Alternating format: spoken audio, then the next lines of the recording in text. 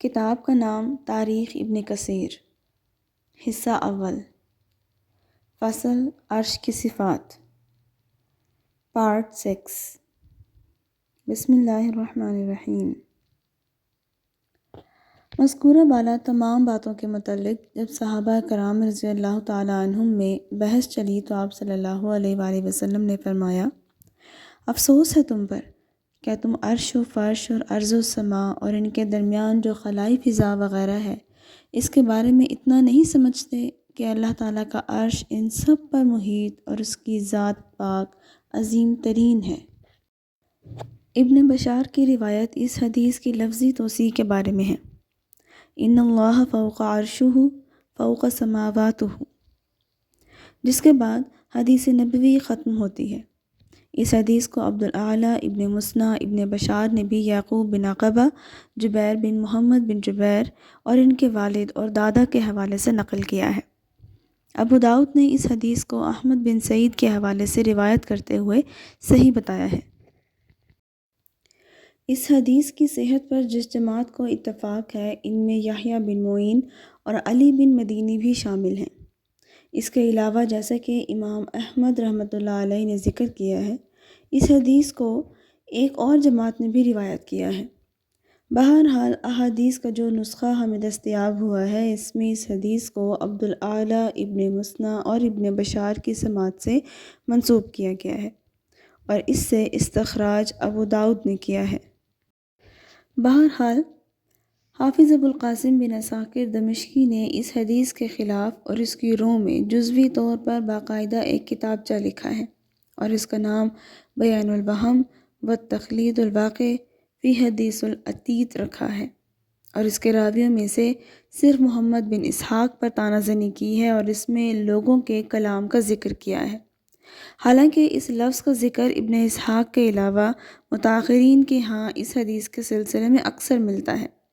مثلاً عبد بن حمید اور ابن جریر نے اس کی شرح کرتے ہوئے اور ابن ابی عاصم اور طبرانی نے اپنی کتابوں کتاب السنت میں اسی عنوان سے اس حدیث کا ذکر کیا ہے۔ نیز بزار نے اپنے مسند اور حافظ ضیاء مقدسی نے اپنی کتاب مختار میں ابی اسحاق سبیعی کے ذریعے عبداللہ بن خلیفہ اور عمر بن خطاب رضی اللہ تعالیٰ عنہ کے حوالے سے بیان کیا ہے کہ ایک عورت نے حضور صلی اللہ علیہ وآلہ وسلم کی خدمت میں حاضر ہو کر عرض کیا، یا رسول اللہ صلی اللہ علیہ وآلہ وسلم، میرے لیے اللہ تعالیٰ سے دعا فرمائیے کہ وہ مجھے مرنے کے بعد جنت میں داخل فرمائے۔ تو آپ نے اللہ تعالیٰ کی عظمت و بزرگی کا ذکر فرماتے ہوئے اس عورت سے فرمایا، کیا تم جنت اور خدائے بزرگ و برتر کے عرش و کرسی کو اپنی دنیاوی فضا کی طرح کوئی محدود چیز سمجھ بیٹھی ہو؟ اور مذکورہ بالا راویوں کے بقول جنت اور عرش و کرسی کے پہنائی اور اس کی وسعت کا ذکر فرماتے ہوئے اسی لفظ عتیق کا ذکر فرمایا۔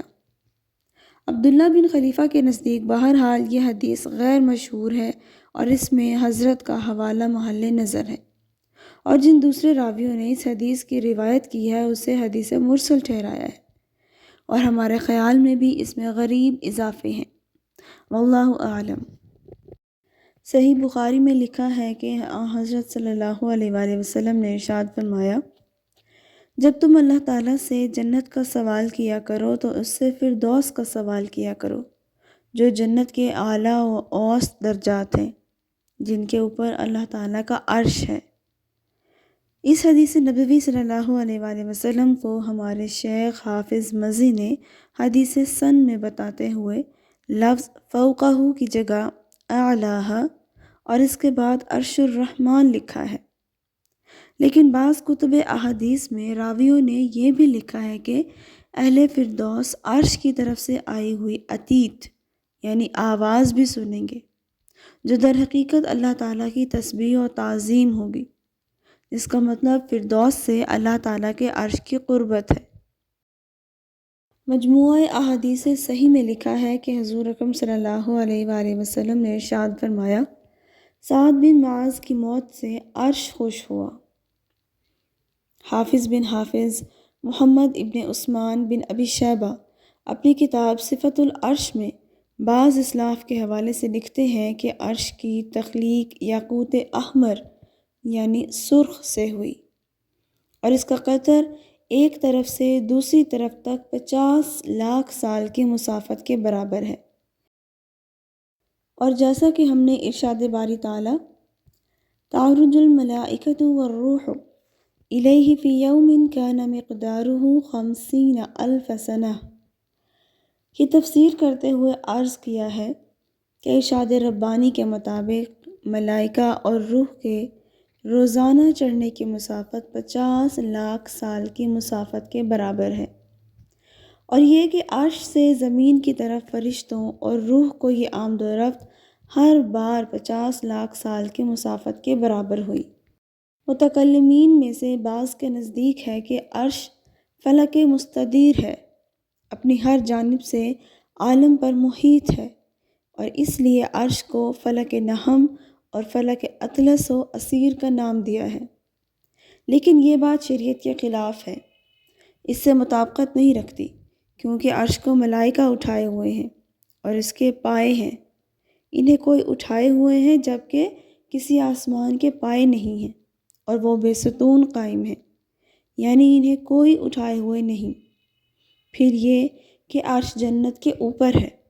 اور جنت آسمانوں کے اوپر ہے، اور جنت کے 100 درجات ہیں، اور ان کے ہر درجے کا درمیانی فاصلہ زمین و آسمان کے درمیانی درجے کے فاصلے کے برابر ہے۔ چنانچہ عرش و کرسی کے مابین جو فاصلہ ہے اسے آسمانوں کے درمیانی فاصلے سے کوئی نسبت نہیں ہے۔ عرش کی لفظی تحقیق۔ اس کے علاوہ یہ بات بھی قابل ذکر ہے کہ عربی لغت کے لحاظ سے عرش سریر یعنی تخت کا ہم معنی لفظ ہے، یعنی ویسا ہی تخت جیسا بادشاہوں کا ہوتا ہے۔ عرش ایک تخت ہے، وہ عرش عظیم ہے جو قطعی طور پر فلک نہیں ہو سکتا، نہ اہل عرب اسے فلک سمجھتے ہیں، کیونکہ قرآن پاک عربی زبان میں نازل ہوا ہے، اس لیے ظاہر ہے کہ اہل عرب عرش کو فلک کس طرح کہہ سکتے ہیں یا سمجھ سکتے ہیں، اس لیے کہ عرش واقعتاً ایک تخت ہے، اس میں پائے ہیں اور اسے فرشتے اٹھائے ہوئے ہیں۔ اس کے علاوہ جیسا کہ کہا گیا ہے کہ ایک گول گنبد کی شکل ہے جو مخلوقات کی چھت ہے۔ خود اللہ تعالیٰ کا ارشاد ہے الذین یحملون العرش ومن حولہ یسبحون بحمد ربہم ویؤمنون بہ ویستغفرون للذین آمنوا، یعنی وہ فرشتے ہیں جو عرش کو اٹھائے ہوئے ہیں اور اس کے چار طرف اپنے رب کی حمد میں مصروف رہتے ہیں، اس پر ایمان رکھتے ہیں اور اللہ تعالیٰ کے ان بندوں کے اللہ تعالیٰ سے مغفرت طلب کرتے ہیں جو اس پر ایمان لائے ہیں۔ یہ فرشتے جیسا کہ ہم حدیث اعال میں پہلے بیان کر چکے ہیں تعداد میں 8 ہیں اور عرش کو اپنی پشتوں پر لیے ہوئے ہیں، جیسا کہ خود اللہ تعالیٰ کا ارشاد ہے وَيَحْمِلُ عَرْشَ رَبَّكَ فَوْقَهُمْ يَوْمَئِذٍ ثَمَانِيَةٌ، اور تیرے رب کا عرش ہر روز 8 فرشتے اٹھائے رہتے ہیں۔ شہر بن حوشب کہتے ہیں کہ عرش کو 8 فرشتے اٹھائے ہوئے ہیں یا عرش اٹھانے والے 8 فرشتے ہیں، جن میں سے 4 فرشتے کہتے رہتے ہیں سبحانک اللہم و بحمدک لک الحمد علی حلمک بعد علمک، اور یہ 4 فرشتے کہتے رہتے ہیں سبحانک اللہم و بحمدک لک الحمد علی عفوک بعد قدرتک۔ جو حدیث اس بارے میں امام احمد رحمۃ اللہ علیہ نے روایت کی ہے، اس کے متعلق وہ فرماتے ہیں ہم سے عبداللہ بن محمد یعنی ابو بکر بن ابی شیبہ اور عبدہ بن سلیمان نے محمد بن اسحاق، یعقوب بن عقبہ، اکرمہ اور ابن عباس رضی اللہ تعالیٰ عنہ کے حوالے سے بیان کیا کہ رسول اللہ صلی اللہ علیہ وآلہ وسلم نے امیہ یعنی بن ابی سلط کے جن اشعار کو سن کر ارشاد فرمایا سچ کہا۔ فرمایا وہ اشعار یہ ہیں، ترجمہ: سورج طلوع ہونے سے پسو پیش کرتا ہے، پھر وہ حسب دستور زیر عذاب اور زیر عتاب ہو کر طلوع ہوتا ہے۔ ان اشعار کے بارے میں چونکہ حضور اکرم صلی اللہ علیہ وآلہ وسلم نے سچ کہا، ارشاد فرمایا جو صحیح الاسناد راویوں اور ثقہ اصحاب سے مروی ہے، اس لیے ثابت ہوا کہ عرش الہی کے حامل چار فرشتے ہیں جو ہر روز یکے بعد دیگرے اسے اٹھائے رہتے ہیں۔ لیکن ان 4 فرشتوں کے بارے میں ان کی تعداد و صفات کا اثبات جو ہم نے ان اسناد کی بنا پر کیا ہے وہ اگرچہ حدیث اوال سے متعارض ہے، لیکن اس کی تردید ہم نہیں کر سکتے۔ واللہ اعلم۔